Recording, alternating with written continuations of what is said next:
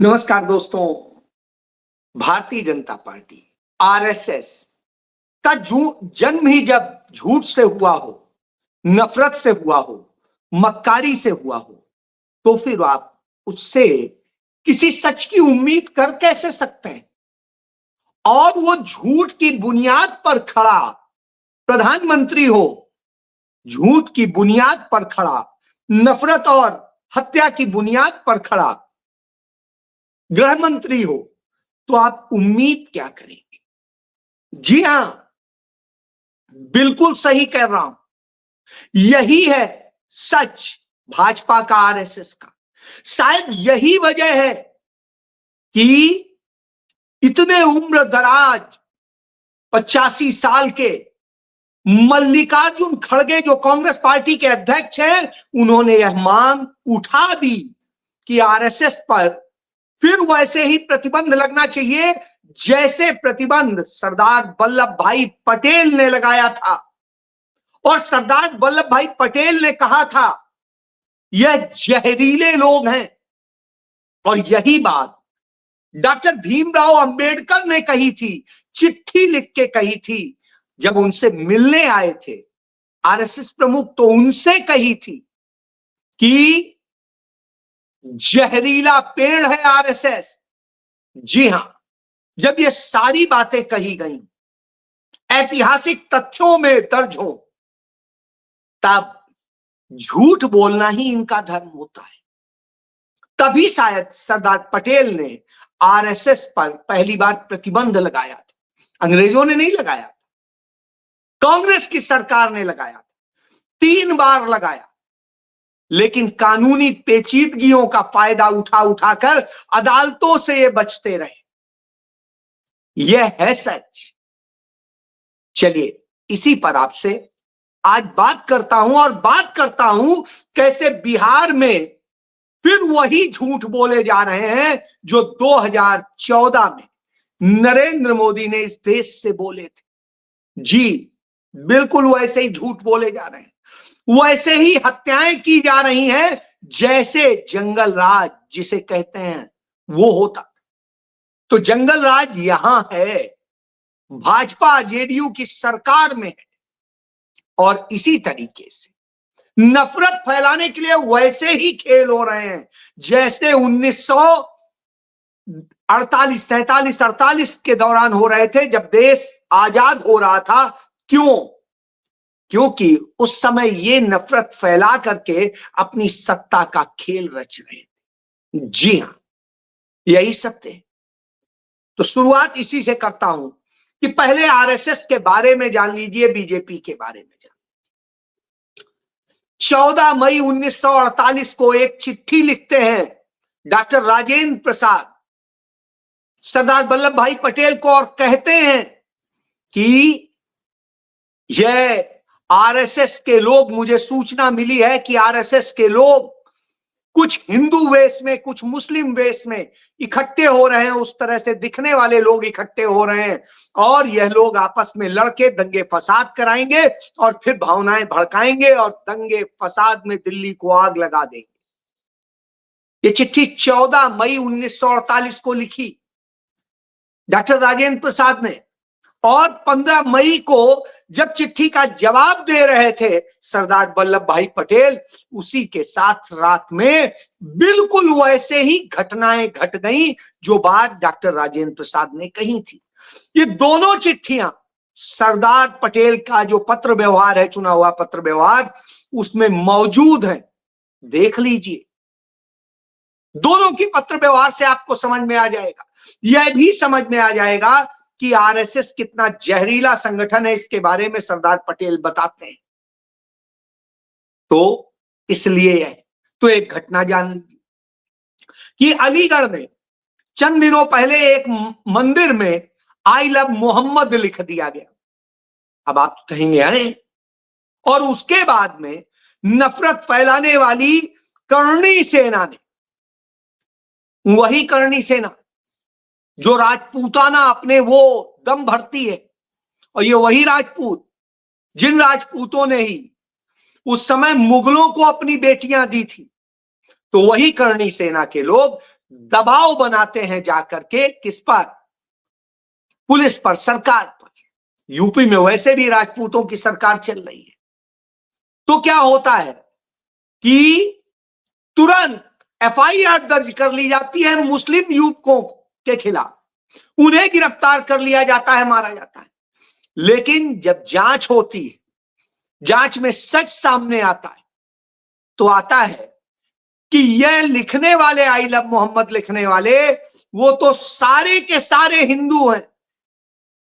कोई राजपूत है, कोई दूसरी कास्ट का है, कोई तीसरी कास्ट का है, यानी सबके सब हिंदू हैं। सिर्फ मुसलमानों को बदनाम करने, उन्हें फंसाने के लिए यह साजिश रची गई थी।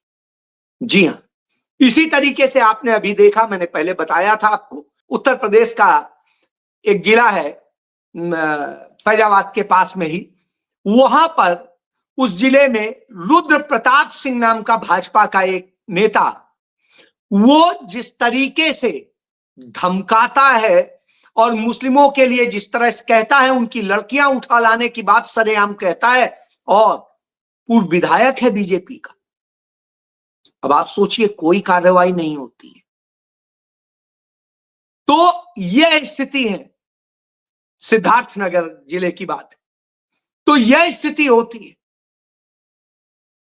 लेकिन साहब कोई सुनने जांचने वाला नहीं। क्यों? क्योंकि अपराध करने वाले कौन है? आपके सामने। तो इसलिए यही आरएसएस बीजेपी का रंग है, और इसी रंग का नतीजा देखिए। रोज आप सुन रहे होंगे चुनाव प्रचार में, कभी अमित शाह, कभी नरेंद्र मोदी, कभी जेपी नड्डा, कभी कोई जंगल राज बखान कर रहे हैं। वो 20 साल से जो सत्ता में है, सरकार है उनकी, उसके बारे में बात नहीं कर रहे, जंगल राज बता रहे। तो जंगल राज सुन लीजिए। एक पुलिस का सब इंस्पेक्टर, उसको मार के फेंक दिया जाता है। इसके बाद में एक जो है मोकामा में नेता थे दुलार चंद यादव, जो पहले आरजेडी से संबद्ध हुआ करते थे और बाद में वो जन स्वराज पार्टी के लिए काम कर रहे थे। हालांकि जन स्वराज पार्टी का नेता जो है प्रशांत किशोर, तुरंत जब मर गए, वो उनकी हत्या हो गई, तो अपना पल्ला झाड़ने के लिए कहता नहीं, वो हमारे यहां सदस्य नहीं थे, वो हमारा समर्थन कर रहे थे। और क्या होता है, जब आपके समर्थन में कोई नेता आ जाता है तो वही शामिल माना जाता है। रही बात फॉर्म भरवा करके, बहुत ज्यादा लोग तो नहीं करते हैं, ये तो भाजपा का तरीका है। तो इस तरह की भी स्थिति। बहरहाल दुलारचंद के मोकामा से जो बीजेपी और जेडीयू का नेता, जो अपराधी है, बहुत खूंखार अपराधी है अनंत सिंह, जिसके खिलाफ 3 दर्जन से अधिक मुकदमे हैं, वो अनंत सिंह के लोग, उनके भतीजे और सब, उसके इशारे पर उन दुलारचंद को मार डालते हैं। अब आप सोचिए, दुलारचंद की हत्या कर दी जाती, तो जंगल राज क्या है? सरेआम होती है, सड़क पर होती है, गोली मारी जाती है, गाड़ी चढ़ाई जाती है, सब कुछ होता है। आप कहेंगे अच्छा ये हो गया, चलिए तो और दिखा देता हूं। गया में इस घटना से ज्यादा बुरी घटना नहीं हो सकती। एक पिता के सामने ही एक नाबालिग लड़की को उठाते हैं और उसके साथ सामूहिक दुष्कर्म करते हैं। यह गया में होता है। अब आप सोचिए, किसी पिता के सामने उसकी लड़की के साथ गैंग रेप हो रहा हो, इससे ज्यादा दर्दनाक हालात क्या होंगे? इससे अच्छा मार दीजिए तो आदमी को तकलीफ नहीं होगी, जितनी तकलीफ ऐसे वक्त में होगी। वो जीते जी मर जाएगा। यह हो रहा है। तो ये गुरुआ में हुआ गया जी। अब आप जान लीजिए। तो ये है, ये वो गया जहां लोग गया जी करने जाते हैं, अपने पुरखों को तारने जाते हैं। ये होता है। तो यह है इनका चाल चरित्र, चेहरा। तो इस तरह से करते हैं। और जब ये सब घटनाएं होती हैं तो निश्चित रूप से चिंता होनी चाहिए। क्यों नहीं होनी चाहिए? तब आप देखते हैं नरेंद्र मोदी कैसे क्या करते हैं। तो इनके झूठ की दुकान चलती है। झूठ की दुकान भी देख लीजिए, ये 4 चीजें दिखा रहा हूं। कि किस तरह से नरेंद्र मोदी जो सारे काम करते हैं, नकली यमुना बनाते हैं दिल्ली में छठ के पर्व पे और राहुल गांधी को सच बताने पर कोसते हैं, नकली झोपड़ी बनाते हैं और नरेंद्र मोदी उस नकली झोपड़ी में जो है खड़े होके अपनी तस्वीर बनवाते हैं, फिर नकली क्लासरूम बनवाते हैं जिसमें नरेंद्र मोदी जाते हैं, साहब वो भी देख लीजिए, और फिर नकली डिग्री तो आप देख ही चुके हैं। तो इस तरह की जब स्थितियां हो तो आप किसी से उम्मीद क्या करेंगे और क्या नहीं करेंगे। इसी में जोड़ देता हूं, उत्तराखंड में कह दिया गया 3 जेवर से अधिक यदि कोई महिला पहनेगी तो उस पर 50,000 रुपए जुर्माना लगेगा। यानी आपके यह भी छोड़ने की स्थिति है। और नीतीश कुमार की हालत यह हो गई है कि नरेंद्र मोदी के पांव पकड़े। तो अब आप समझ लीजिए, जब यह दशा हो तो आप क्या उम्मीद करेंगे? क्या बिहार में कुछ अच्छा होने वाला? नहीं, अच्छा नहीं होने वाला। बिहार के चुनाव के लिए भारतीय जनता पार्टी और एनडीए ने अपना जो घोषणा पत्र जारी किया, उस घोषणा पत्र में जो मेन घोषणा है कि बिहार के युवाओं को 1 करोड़ नौकरी दी जाएंगी। सुन लीजिए, फिर मैं इस पे और बताता हूं।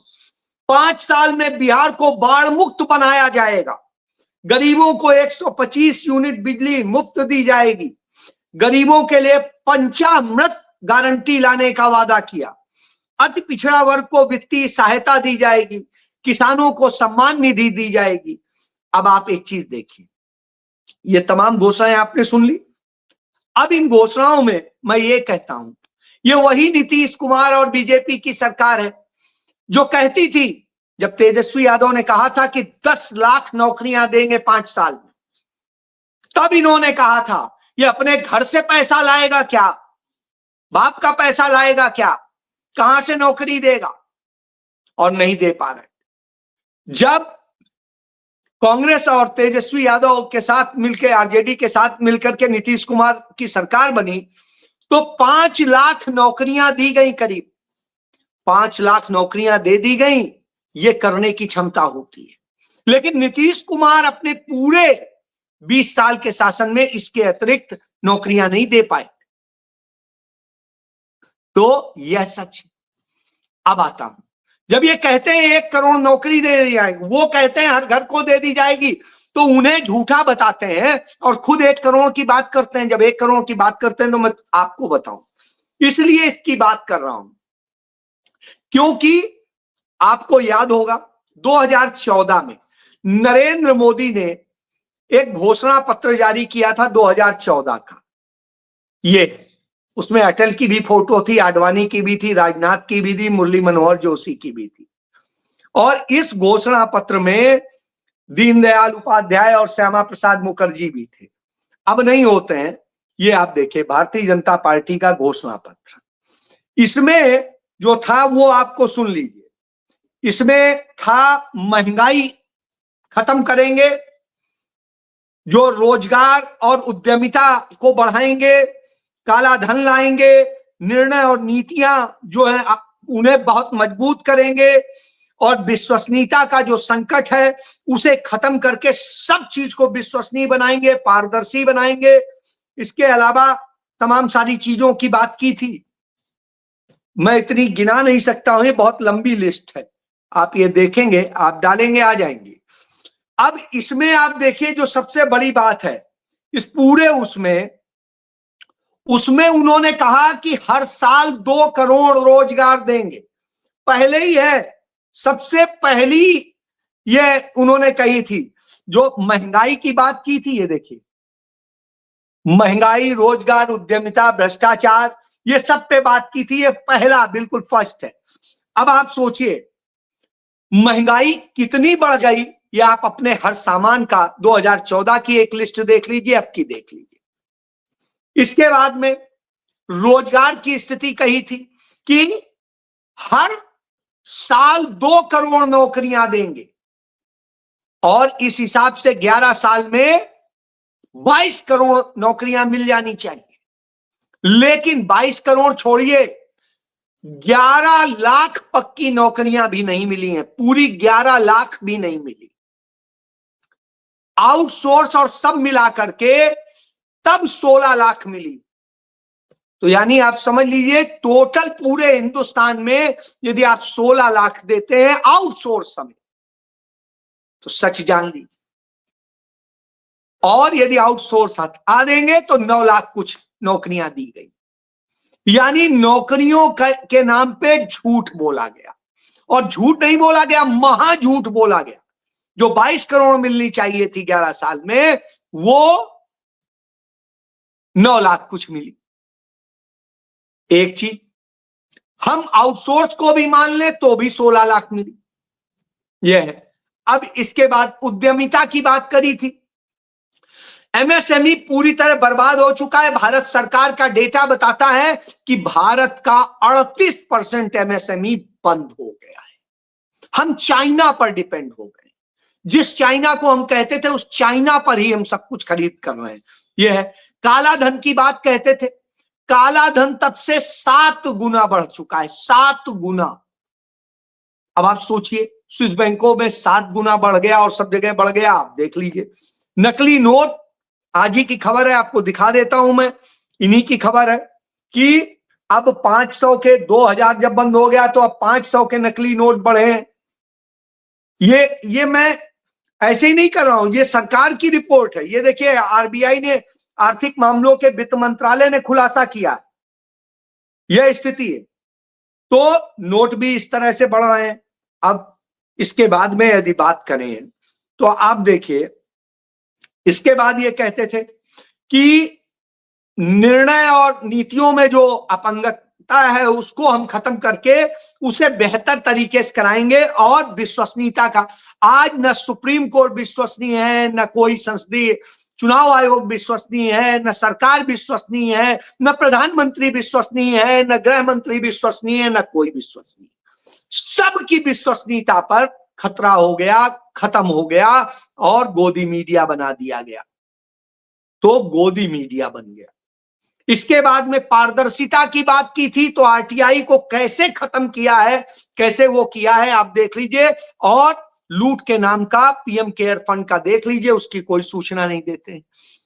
और इसी तरीके से तमाम सारी चीजें हैं जो जो कही थी, केंद्र राज्य के संबंध जो है बिल्कुल अच्छे होंगे, और जो विकेंद्रीकरण को बढ़ावा मिलेगा। आज ये स्थिति है, हर जगह ईडी सीबीआई इनकम टैक्स भेज भेज के सबको खत्म किया जा रहा है।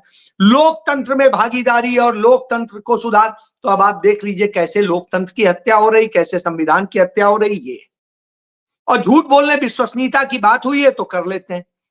सरदार वल्लभ भाई पटेल और श्रीमती इंदिरा गांधी का आज दिन है, दोनों को सादर नमन।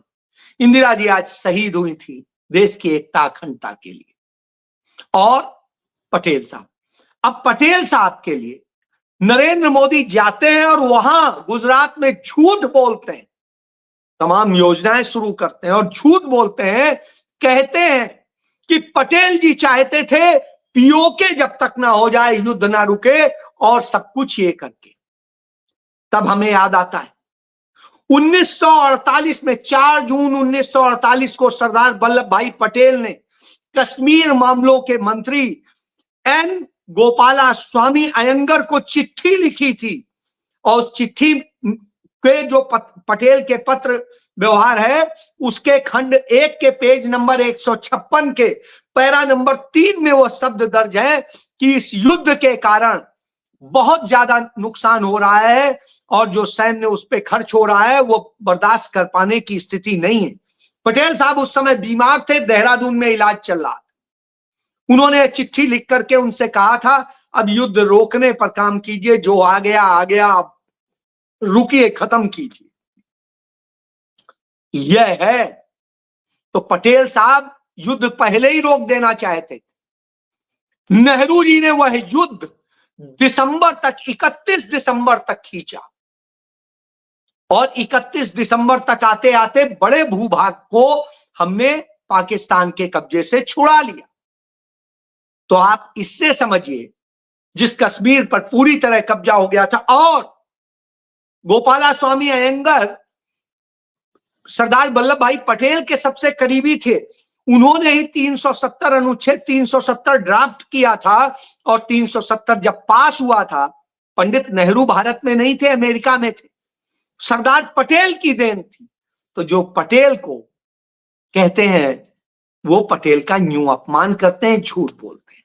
इसी तरीके से अमित शाह जाता है बिहार में और राहुल गांधी को संस्कार बता रहा था, सभ्यता शिष्टाचार बता रहा था, और खुद अबे कह के संबोधित कर रहा था, अबे।